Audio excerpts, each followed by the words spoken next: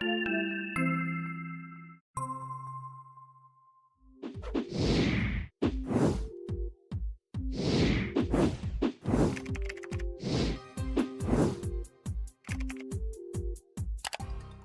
back, Richard. It's good to see you this morning. Morning. Good to see you too. Going to talk Yes, about stress again today. we are. Last week we had we talked about the stress and pressure that parents feel, and that study from uh, the American Psychological Association where they talked about the amount of stress that parents in particular are feeling. And we're going to talk about some information from that same study that kind of goes from parents to talking about other groups, but using very similar, familiar words. It was funny when we talked about parents, we said that something like 48% of parents report that they are completely overwhelmed with the Right. responsibility of parenting. Found that interesting that half of all parents are completely overwhelmed because then you have another large percentage that are mostly overwhelmed. So parenting is up. So we kind of get that. So we're reading through different things and we get these articles coming into our feed. And suddenly there's one that said Gen Z adults and younger millennials are completely overwhelmed by stress. And I thought, well, what's going on here? Um, and so they both come from this article that was published in late 2023. It was the APA study called Stress in America, a Nation Recovering from Collective Trauma. Mhm. That goes back a little bit before the pandemic, but certainly the pandemic and inflation and all the things that we're experiencing. Right. And we were fascinated because just like parents, millennials and Gen Zs are completely overwhelmed. Now, first of all, what's a millennial? A millennial is someone born around 1981 to 1996 are the millennials. And then the Gen Z, which are now called Zers, I have learned. All They're right. Zers, 1997 to 2012. So I have a son who is a millennial, and I have three children. Well, no, I have two sons and a daughter who are millennials, and I have one Gen Zer. Yeah. When my kids were born, they too are completely overwhelmed. And I thought, whoa, what's the deal here? They're also completely overwhelmed. And I thought, well, I know why parents are completely overwhelmed. If you're a parent, you know why parents are completely overwhelmed. Right. Um, but what about these two groups? Why are they completely overwhelmed? What is it about what is going on in the world or what is going on in our country that these rates of these reports, self-reports of being completely overwhelmed are occurring in these other groups?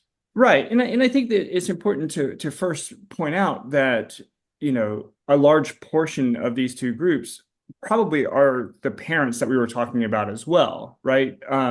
Even, maybe not the later Gen Zers who were born in, the 2010, 11, 12, around there, but certainly those born near the beginning of that group in the late 90s, Right. they're old enough to have, and all of the millennials, they're all old Right. enough to be having children, and so many of these are probably the same people who we're talking about when we talk about parents. Right. But and as we talked about that, the study related to parents, we can completely understand why parents are overwhelmed. There is so much going on. In the last podcast, we talked about social media and some of the stress and things that brings about. But when it comes to this group, taking parenting out of the mix, there's a lot of other things going on right now that absolutely creates a great deal of stress for people. Things that this group or these groups, I guess, are experiencing that, I don't know. I always find it hard when we say, well, the stressors that they're experiencing now is unique to them. Nobody's really experienced these things before. But I think every generation has those things, right? Every Yeah. generation had those stressors that the next generation and the previous generation didn't have to experience. Right. But it doesn't mean that we shouldn't look at them and shouldn't talk about them because they exist and they do cause a lot of distress. Right. Yeah, and I think that's it. That's an important point, is that, well, two important points. Yes, there's a Venn diagram here because some of the millennials are also they're the same parents. I mean, my son was born in 1981 and he has two children, so he's struggling with parenting issues, but he's also part of that millennial generation who's facing some of the same problems that much younger Gen Zers are facing. Right. Okay. And so it is kind of a unique group and they do have unique challenges. But I like the other point you make, and that is that every generation has its own challenges. Right. I was a baby boomer. I am a baby boomer. I am a baby. Oh, I am a baby boomer. And in those years, we had our own challenges. You know, there weren't building. I mean, people would build part of a house and then live in that and then build the rest because there were no building materials because the war had taken all that up. Right. And so every generation has a challenge. There were no jobs. There were very few jobs for young people in those years until we got into the 60s and 70s. Right. But in the 50s, there weren't a lot of jobs for young people. So every generation, and I think you're absolutely right. Every generation has its challenges. Are these worse? We don't know. Maybe it.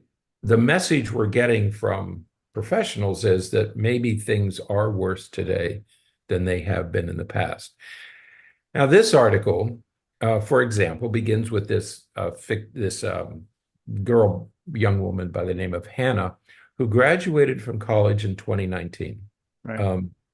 By 2023, however, so she graduates in 19, several years later, she had lost her job. She was laid off from her job because of COVID, which happened to my son. He was a project manager for a company in Austin, Texas. COVID came, the company closed, and he lost his job. He wasn't fired. The company quit. They just folded their tent and left. A short time after losing her job, her relationship ended. Mm-hmm. So by age 26, so just a few years after graduating from college, where you have all this hope for the future, by 2020, by the time she was 26, she no longer felt either young or carefree. Suddenly, the life starts to get very heavy for her. And so these are the sorts of challenges that this age group faces. Right. Now, there's a wonderful book written by a woman by the name of Meg Jay, Yeah. called The Defining Decade. Yeah, we talked about it on the And podcast, and I wish I had looked back to see when that podcast was, but it was just after it came out, I believe, that we talked about it on the podcast. right, several years ago. I Yeah. mean, it's been quite a while. And in the book, she says, many people think that when they have their 20s to sort of figure out what they want to be and who they want to be, and they work part-time or they travel around Europe, and there's all this time before they have to get serious about being an adult. She's saying that is not true. Don't fall prey to that, Right. because by the time you re-enter the workforce, you're going to be in your 30s and your boss is going to be younger than you, Right. and you have put off child rearing and family and all that you're going to do in your 30s and 40s. And she said, you don't have your 20s. I think it was Buddha. I think it's Buddha. There's some controversy who said, you think you have, he said, what's the biggest mistake? And he said, you think you have time. And we don't, because suddenly I said to somebody said to a relative the other day, you're in your 20s and you think you have a lot of time, and all of a sudden you're 60. And it happens very quickly. And for people who have gone through it, everybody agrees. You don't have a lot of time in your 20s to waste time you have to start being productive in your 20s. Okay. Yeah. The problem is that for 20 and 30 somethings, the future doesn't look very promising. Yeah. I think that when you think about the baby boomers and then the Gen Xers, so you're a baby boomer, I'm Gen X. Mhm. Our futures were a little bit more prescribed, a little bit more predictable Sure. because there were, our options were a little bit more limited.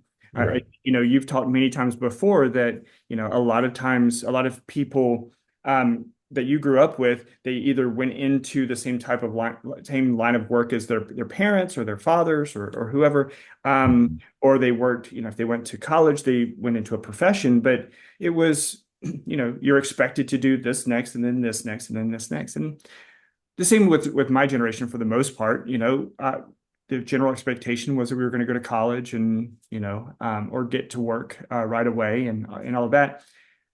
But it was a fairly predictable future.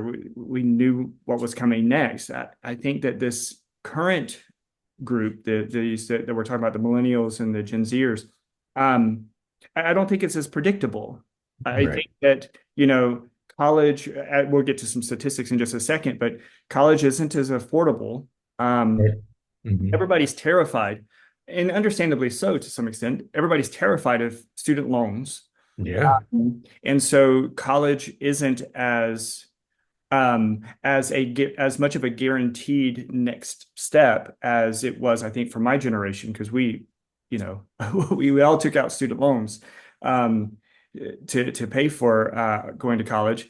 But college is a lot more expensive now than it was then. Yeah, it sure is. And we're going to talk about some of those statistics in a second, but it was predictable. Life was much more predictable for boomers and Gen Xers. Um, you have a college education was affordable. There were jobs and careers and you were pretty confident that at the end of your college, there were jobs waiting for you. And that was fairly true. But you're right. Even for individuals who decided not to go to college, if they entered this profession that their fathers or mothers had done, for example, where I lived, it was working in the steel mills in Mhm, Ohio and Pennsylvania. In West Virginia, it was working in the coal mines. mhm. But it was a predictable future. I'm going to do what my daddy did. I'm going to do what my father did. I'm going to do what my uncles did because they made a pretty good living. Yes, it was hard work and it was manual labor, but there were union jobs. They had good benefits. They had good vacations. There was a predictability and a stability that, yeah, you didn't have a college education and you didn't have a white collar job, but you were going to do fine as your uncles and parents did doing this kind of work. Right. That has seemingly evaporated more recently. Okay. Now, all have the same challenges about career in our 20s, even boomers and Gen Xers. We had the same problem with finances and relationships and should we get married? When should we have children? What do I want to major in college? What do I want my career to be? Every generation has those issues. Mhm. But it seems as though millennials and Gen Zers are facing some unique challenges that other generations did not face. Right. Yeah, and I think it's important to point some of these out because they are things that are very relevant. So, for example, we've been talking about college, so student debt. College costs increased. If we think about the beginning of the end of your generation, right? 1965 to Right, 2021, right. college costs have increased over 135%. Okay, right. So, but I think that this most really interesting statistic is that from 2020 to 2021, college, college costs increased from about $14,000 to $22,000. That blew me away. Right. I mean, in 1 year? Yeah, in the 1 year, it increased by that much. And so, yeah, when you look over from 1965 to 2021, that was a 135% increase, and there was a lot of changes, obviously, in those years. Right, Um, just from that 1 year, it was that significant of an increase. right, So right, the the next one, the housing costs, the median price of a house in 1965 was $20,200 right.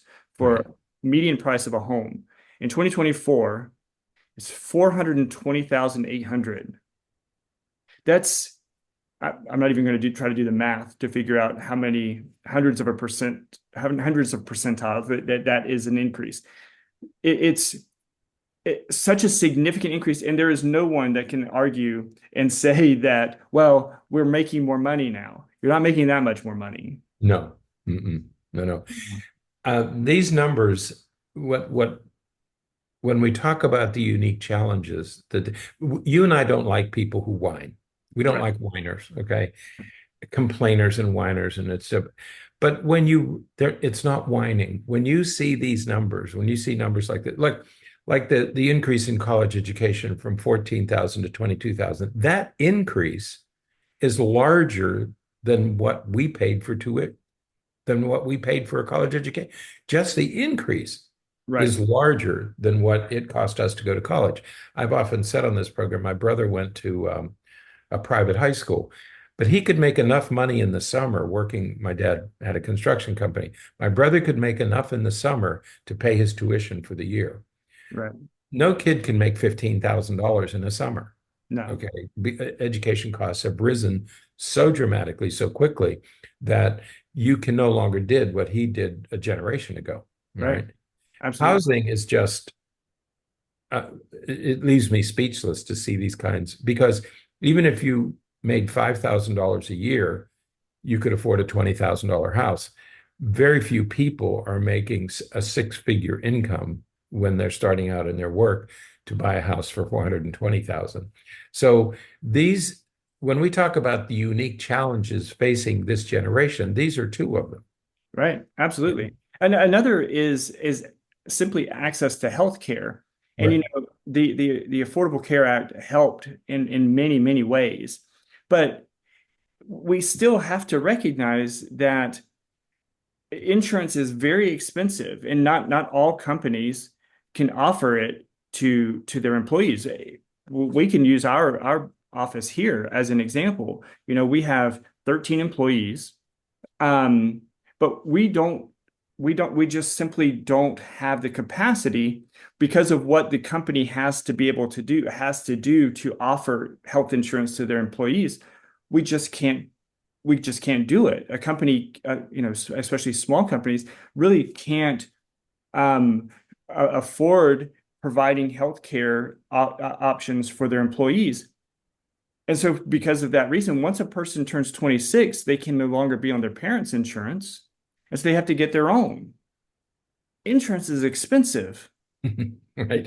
You're talking about hundreds, if not over $1,000 a month in insurance premiums. That's right. And it's just so unaffordable for so many people. Right. When baby boomers and Gen Xers, we left college, we got a job, and most jobs had health benefits, insurance benefits. I mean, it just came with the job, whether you were a teacher or a doctor, or no matter what you did, or you worked in a factory somewhere. With that job came health benefits, and it was not a big part of your income. There were no co-pays in those years. You paid your insurance and you got your benefits. Right. We even had dental insurance for a while, and it was a very good dental policy. But that was quite a long time ago. For this generation, healthcare has become very, very expensive. And it's a system, this for-profit healthcare that we have in our country.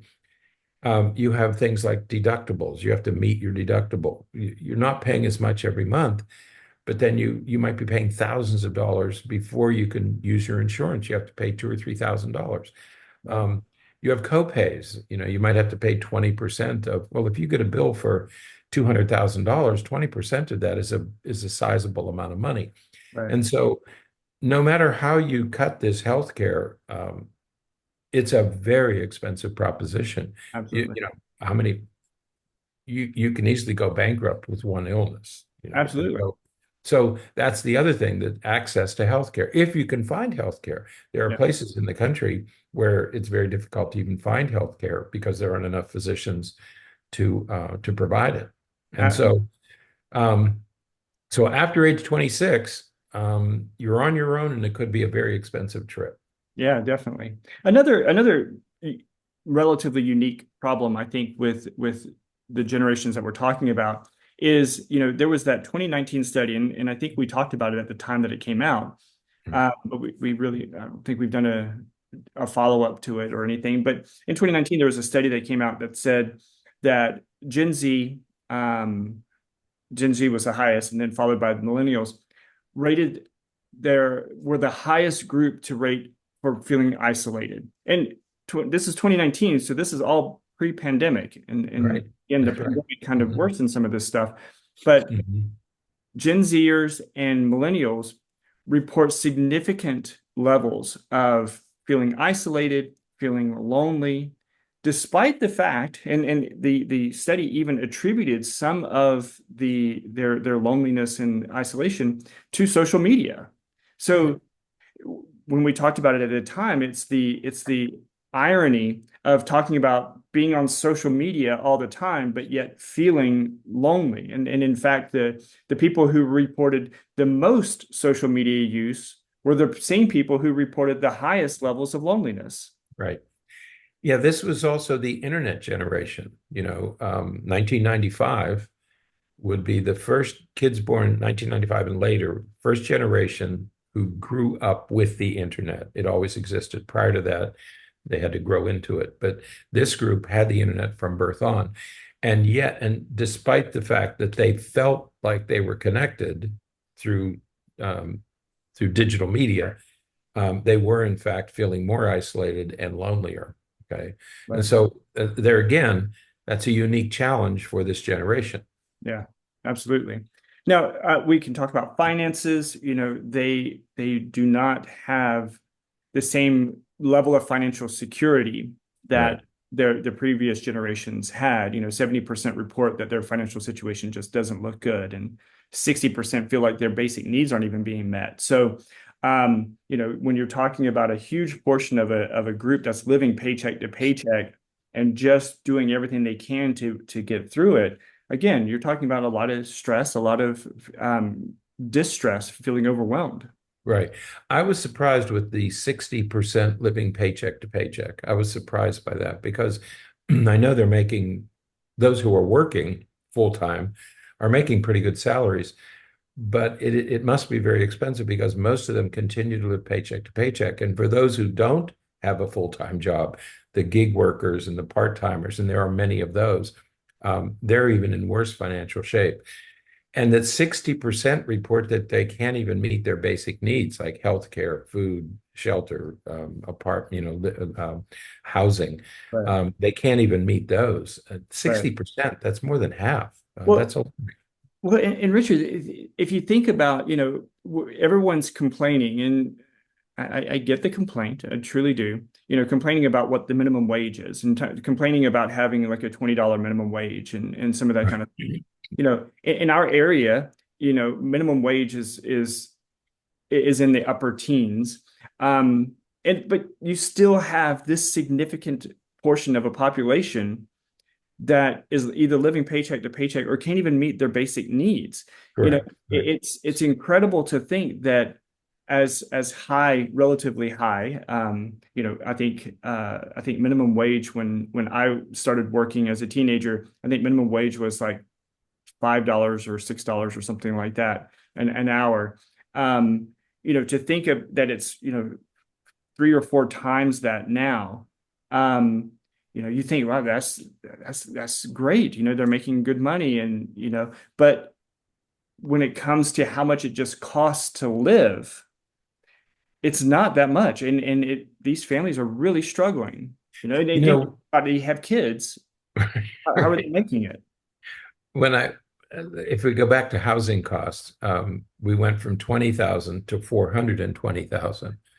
I don't remember what the minimum wage was in 1965, probably $3 an hour or something like that. Yeah, But if you do the comparison, this is the minimum wage and a house costs 20,000. At $15 an hour, you're a long way from 420,000. So the distance between minimum wage and a house in 1975 is nothing compared to the distance that we have today. It's right, just the difference is just staggering. right. Um, and so you say, well, minimum wage, what should it be? I mean, if you do the math, the minimum wage today should be more than $20 an hour, Right. given the cost of everything. Right. Okay.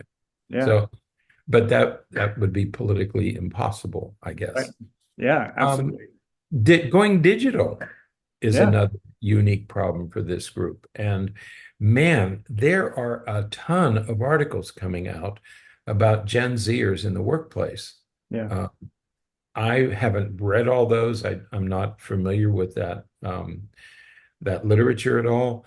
But apparently, Gen Zers have excellent digital skills. You guys know that language. You know, we talked about it in another podcast that I don't know the vocabulary. I don't know what a gig is. I don't know what the cloud is.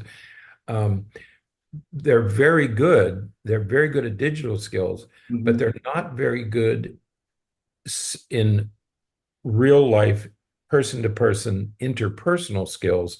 right, But that's what's needed in a workplace. right. Um, they're very good at a computer. They're very good in isolation, but they have to come to work and work with other people in teams or work groups, and they have to work collaboratively. And those skills are in short supply in this generation. And it's really not their fault. I mean, it's just the world that they live in, but Yeah. it's a world that's different from the world of work.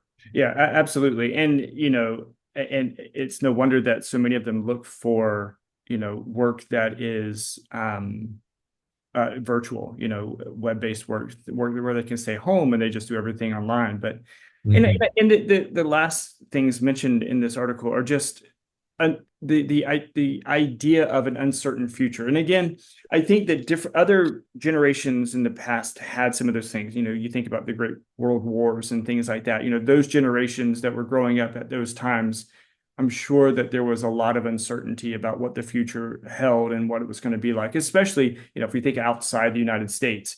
I'm sure that, a lot of other people have experienced that. But when you think about the discussions that we're having now, it just compounds some things like, the issues of climate change, regional wars, a pandemic that we just, went through, human rights violations, the race struggles that we're experiencing still, especially here in our country. It's unbelievable to think about all of those stressors that again just compound things. It just is another weight that's added to all that's going on, and that these generations are experiencing. And you know again, is it worse than it was before for other groups?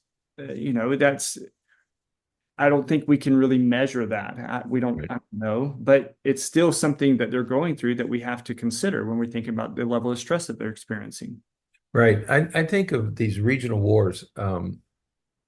There was a time in the 1700s where only armies fought, only soldiers who were there Right, voluntarily or conscripted, but they met on battlefields. right, They met in other places, okay, and they had their battles.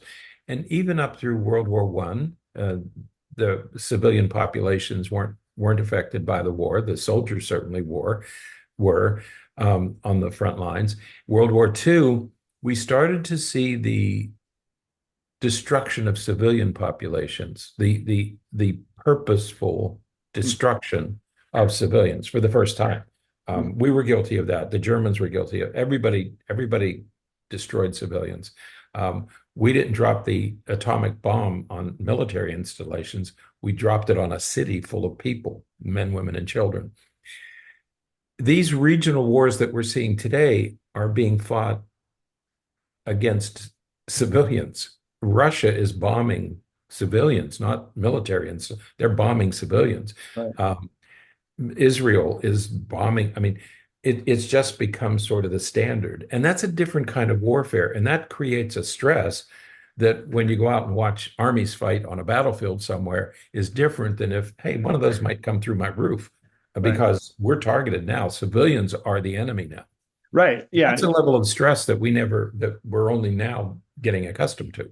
absolutely. And yeah, with the regional wars now, it is on both sides. Both sides Yeah, are yeah. are are, are doing the same thing. And it's difficult because then, even when you think about it politically and you're trying to say, okay, what can we do about it? Then that creates a whole new set of problems because, Right. you know, we tend to support one particular side. Right. And when we support that side, we see what they're doing as justifiable and what the other side is doing as Right. unjustifiable. But in the end, here we are in a situation where, yeah, I couldn't imagine living in a place where a bomb could go off or something could happen right here in my neighborhood. And we just have to, how do you go day to day living your life with the idea that that could happen at any time? Yeah, we feel very safe here. We feel very isolated. We always have. We're not part of the Middle East and Europe and these places that are having these regional wars.